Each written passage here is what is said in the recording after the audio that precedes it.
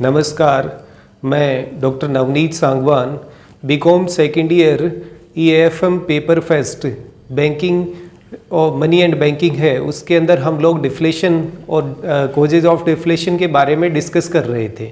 वहाँ तक का कंप्लीट होने के बाद में इन्फ्लेशन और डिफ्लेशन है, उसके डिफरेंट इम्पैक्ट्स आते हैं डिफरेंट पार्टीज़ पे। तो आज के इस वीडियो में हम लोग effects of inflation and deflation के बारे में डिस्कस करने जा रहे हैं। मुद्रा प्रसार एवं मुद्रा संकुचन के क्या क्या प्रभाव आते हैं, अब ये कौन कौन सी पार्टीज़ पे आएंगे, उसके अकॉर्डिंग हम लोग डिस्कस करेंगे। तो सबसे पहले इसमें ले रहे हैं इन्वेस्टर्स को, यानी जो विनियोग करता है उस पे इन्फ्लेशन का क्या इफेक्ट आएगा और डिफ्लेशन का क्या इफेक्ट आएगा। जो इन्वेस्टर्स हैं उनको मैंने यहाँ पे दो कैटेगरी में डिवाइड करा है। एक तो रिस्क टेकर होते हैं और एक रिस्क एवर्स होते हैं, यानी जोखिम उठाने वाले और जोखिम नहीं उठाने वाले, दो कैटेगरी में डिवाइड करा है। तो पहला आता है आपका रिस्क टेकर।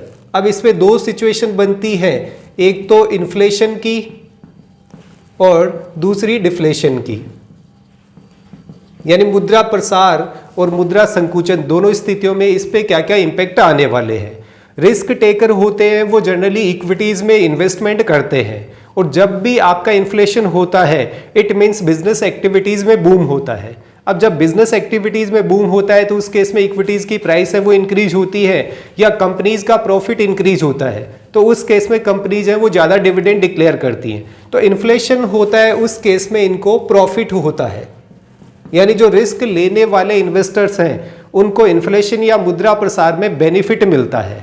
और दूसरी सिचुएशन डिफ्लेशन होती है। डिफ्लेशन में बिजनेस एक्टिविटीज हैं वो स्लो रहती हैं, यानी उसमें उतना बूम नहीं होता है।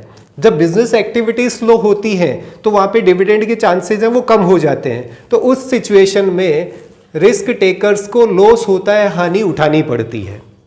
तो पहली सिचुएशन इन्वेस्टर की, इन्वेस्टर में भी रिस्क टेकर, इन्फ्लेशन के केस में उनको बेनिफिट रहता है, डिफ्लेशन के केस में उनको लॉस रहता है। और जो रिस्क एवर्स होते हैं उनके साथ में उल्टा होता है, यानी पहली सिचुएशन है वो आपकी इन्फ्लेशन की है और सेकंड डिफ्लेशन।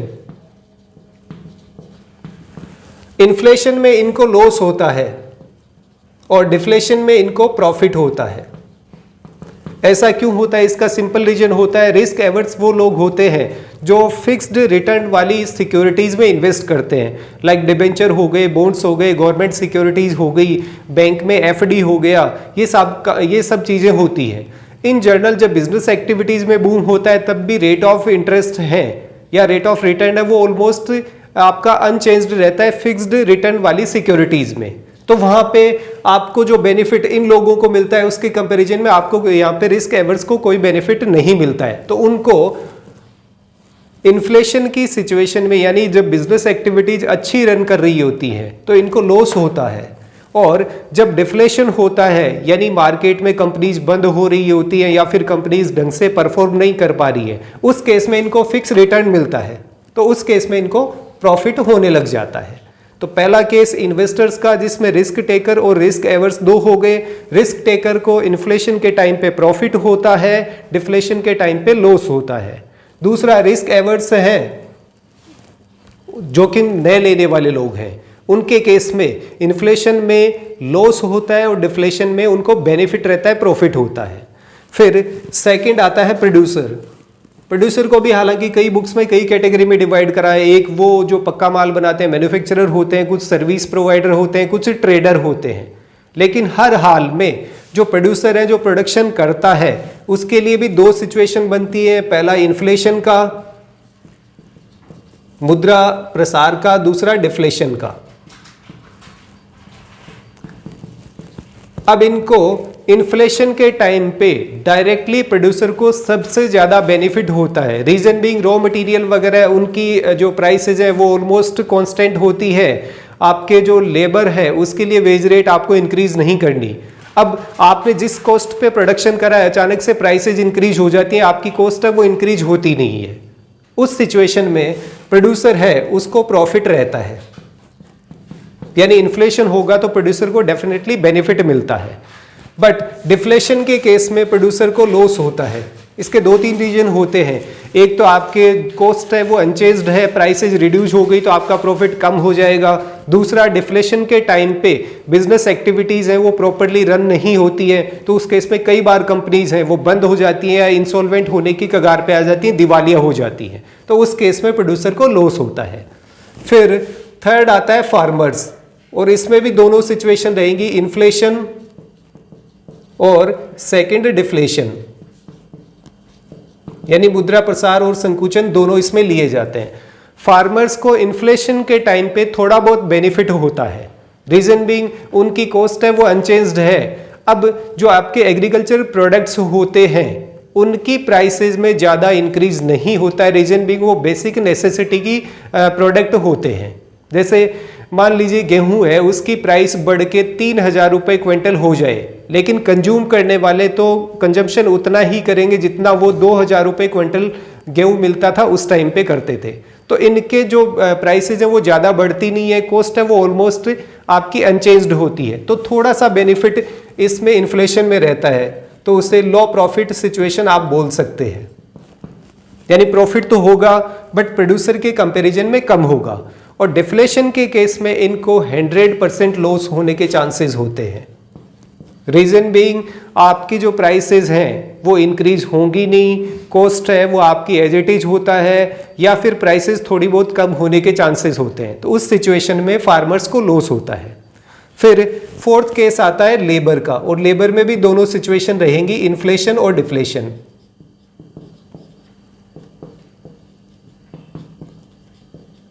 लेबर है उसको इन्फ्लेशन के केस में लॉस होता है, रीजन बीइंग अचानक से प्राइसेस हैं वो बढ़ जाती हैं बट लेबर रेट है वो रिवाइज नहीं होती है, और होती भी है तो आपकी इन्फ्लेशन के कंपैरिजन में कम होती है, तो उस केस में लेबर है उसको डेफिनेटली लॉस होता है। और डिफ्लेशन का जो केस आता है उस केस में इनको थोड़ा बहुत प्रॉफिट रहता है। बट इसमें सिमिलरली एक सिचुएशन और आती है, मान लीजिए इन्फ्लेशन है, आपको लॉस नजर आ रहा है बट सारी बिजनेस एक्टिविटीज आपकी प्रॉपरली परफॉर्म कर पा रही है, तो उस सिचुएशन में इकोनॉमी में एम्प्लॉयमेंट है वो इंक्रीज होता है, और जैसे ही एम्प्लॉयमेंट इंक्रीज होता है आपके फैमिली के अदर मेंबर्स हैं उनको एम्प्लॉयमेंट मिलने लग जाता है। अगर ऐसी सिचुएशन आती है तो थोड़ा बहुत प्रॉफिट है वो लेबर को रहता है। डिफ्लेशन के केस में डेफिनेटली इनको प्रॉफिट मिलता है, रीजन बीइंग आपकी लेबर रेट है वो रिवाइज होती नहीं है, प्राइसेस कम हो जाती है। बट इसमें भी एक कंडीशन आ जाती है कि जैसे ही डिफ्लेशन आता है आपकी बिजनेस एक्टिविटीज हैं वो उसमें स्लो डाउन आने लग जाता है, धीरे धीरे एम्प्लॉयमेंट है वो कम होने लग जाते हैं।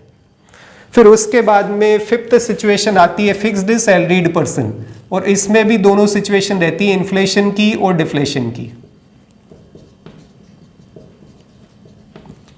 इनके पास कोई ऑप्शन नहीं होता, इन्फ्लेशन के केस में लॉस ही होता है इनको, और डिफ्लेशन के केस में प्रॉफिट ही होता है। कोई भी गवर्नमेंट एम्प्लॉइज या फिर आपके पब्लिक सेक्टर कंपनीज है उसका एम्प्लॉई है उसकी सैलरी है वो फिक्स होती है। अब उस सिचुएशन में सपोज प्राइसेस इंक्रीज होंगी तो डेफिनेटली आपके फिक्स्ड सैलरीड पर्सन को लॉस होता है। बट अगर प्राइसेस रिड्यूस हो जाए यानी डिफ्लेशन वाली कंडीशन आ जाती है तो इनको 100% बेनिफिट होता है। फिर उसके बाद में आता है कंज्यूमर, और उसमें भी दोनों सिचुएशन इन्फ्लेशन और डिफ्लेशन की रहेंगी। कंज्यूमर को इन्फ्लेशन के केस में लॉस होगा, रीजन बीइंग प्राइसेस बढ़ेंगी, और डिफ्लेशन के केस में प्रॉफिट होता है, रीजन बीइंग प्राइसेस हैं वो कम हो जाती है। हालांकि इसमें upper income person, middle income person, lower income person उसमें डिवाइड करें तो थोड़ी बहुत सिचुएशन है वो डिफरेंट हो सकती है, बट ओवरऑल हम लोग कह सकते हैं कि इन्फ्लेशन के केस में कंज्यूमर को लॉस होता है और डिफ्लेशन के केस में कंज्यूमर को बेनिफिट मिलता है। फिर आता है डेटर्स पे, ऋणी वाली सिचुएशन, इसमें भी इन्फ्लेशन और डिफ्लेशन दोनों होते हैं। यानी जो देनदार होता है, जो लोन लेने वाला पर्सन है, इन्फ्लेशन के केस में इनको बेनिफिट मिलता है और डिफ्लेशन के केस में इनको लॉस होता है। इन्फ्लेशन के केस में क्या होता है, बिजनेस एक्टिविटीज हैं वो प्रॉपरली रन करती है बट रेट ऑफ इंटरेस्ट है वो अचानक से रिवाइज नहीं होती है, तो इनको लोन है वो सस्ती दरों पे मिल जाता है। डिफ्लेशन के केस में लोन की रेट और जो इंटरेस्ट रेट है वो सेम रहती है, इसलिए इनको वहां पर लॉस होता है। फिर आते हैं क्रेडिटर्स पे या ऋणदाता पे। दोनों सिचुएशन फिर से इन्फ्लेशन और डिफ्लेशन की।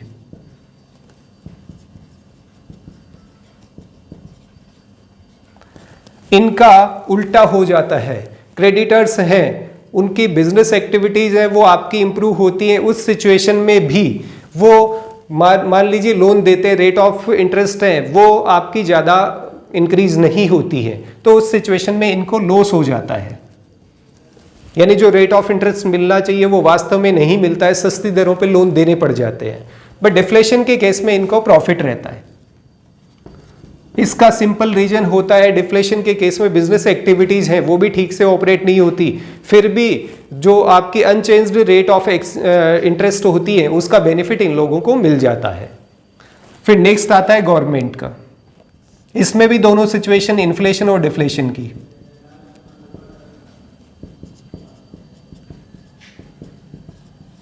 हालांकि कुछ इकोनॉमिस्ट हैं वो ये मानते हैं कि गवर्नमेंट इन्फ्लेशन के टाइम पे जो टैक्स रेट्स हैं उनको इंक्रीज कर देते हैं, बट रियल में देखा जाए जितनी इन्फ्लेशन होती है उसके कंपैरिजन में टैक्स रेट है वो इंक्रीज नहीं होती है, तो इन्फ्लेशन के केस में इनको लॉस होता है। बट डिफ्लेशन के केस में प्रॉफिट रहता है गवर्नमेंट को। रीजन बीइंग डिफ्लेशन भी होती है फिर भी आपकी टैक्स रेट है वो सेम रहती है, तो उस केस में गवर्नमेंट है वो ज़्यादा अर्न कर पाती है। और लास्ट आता है टैक्स पेयर। टैक्स पेयर पे भी दोनों सिचुएशन अप्लाई होती है।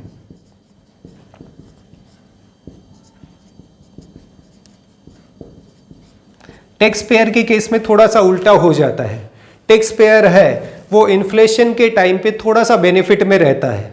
रीजन बीइंग उस टाइम बिजनेस एक्टिविटीज वगैरह प्रॉपरली मार्केट में चलती रहती है, उस केस में इनकम है वो अर्न करने के चांसेस इनके बढ़ जाते हैं। हालांकि कुछ पार्ट है वो टैक्स के फॉर्म में चला जाता है, फिर भी इनके पास थोड़ी एक्स्ट्रा सेविंग करने के चांसेस होते हैं, तो इन्फ्लेशन के केस में टैक्स पेयर प्रॉफिट में रहता है। और डिफ्लेशन के केस में आपकी इनकम है वो कांस्टेंट है और उसी में से ही आपको टैक्स पे करना होता है या इनकम डिक्रीज होने के चांसेस होते हैं, तब इनको लॉस होने के चांसेस होते हैं। तो ये टोटल 10 सिचुएशंस या 10 पार्टीज हैं जिस पे आपके इन्फ्लेशन और डिफ्लेशन का क्या इंपैक्ट आता है, ये हम लोगों ने देखा। एक आता है आपका डिस्ट्रीब्यूशन ऑफ वेल्थ, धन के वितरण पे भी इन्फ्लेशन और डिफ्लेशन का इफेक्ट आता है, बट वो ओवरऑल चाहे इन्फ्लेशन हो चाहे डिफ्लेशन हो दोनों ही केस में अनइक्विटेबल डिस्ट्रीब्यूशन ऑफ वेल्थ हो जाता है, और वो आपके जितने भी जो क्लास कन्फ्लिक्ट वाली सिचुएशन को क्रिएट करते हैं, जैसे अपर मिडिल क्लास हो गया, रिच क्लास हो गया, मिडिल क्लास हो गया, पुअर क्लास हो गया। इन्फ्लेशन और डिफ्लेशन दोनों ही केस में ये क्लास में गैप है वो इंक्रीज होता जाता है। तो आज के इस वीडियो में हम लोगों ने देखा है कि डिफरेंट पार्टीज पे इन्फ्लेशन और डिफ्लेशन का क्या इफेक्ट आता है। अब नेक्स्ट वीडियो में इन्फ्लेशन को रिमूव करने के लिए या फिर उसके जो इफेक्ट आते हैं उसको रिमूव करने के लिए कौन कौन से मेजर्स अपने पास में होते हैं उसके बारे में डिस्कस करेंगे। तो आज के इस वीडियो में इतना ही। Thank you. जय हिंद, जय भारत।